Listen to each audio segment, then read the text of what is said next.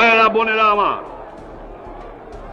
আমার ভাই জিল্লুর রহমান বলেছে যে ভৈরব থেকে কিশোরগঞ্জের রাস্তা।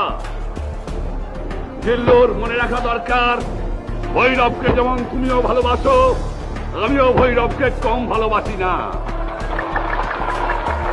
বাংলার প্রত্যেকটা মাটি আমার মাটি, বাংলার প্রত্যেকটা জায়গা আমার জায়গা, বাংলার প্রত্যেকটি ঘর আমার ঘর, বাংলার প্রত্যেকটি মা আমার মা, বাংলার প্রত্যেকটি ছেলে আমার ছেলে, বাংলার মানুষের সঙ্গে আমার নারীর সম্বন্ধ।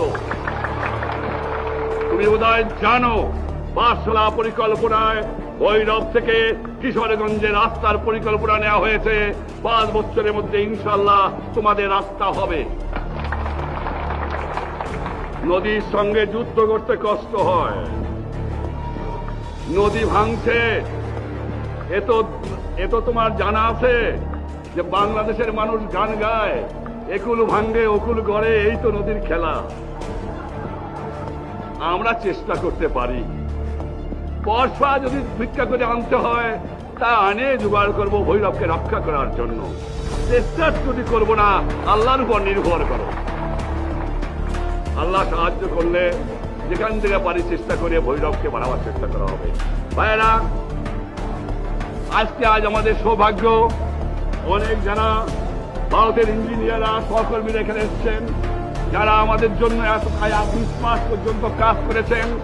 ভারত সরকার এবং তাদের সহকর্মীরা, তাদের কর্মচারীরা এবং তাদের নেতৃবৃন্দ আমি মোবারকবাদ জানাই। আমি জানি আপনাদের, আমি ইংরেজ গভর্নমেন্টকেও মোবারকবাদ জানাই, আমার সকলকে মোবারকবাদ জানাই।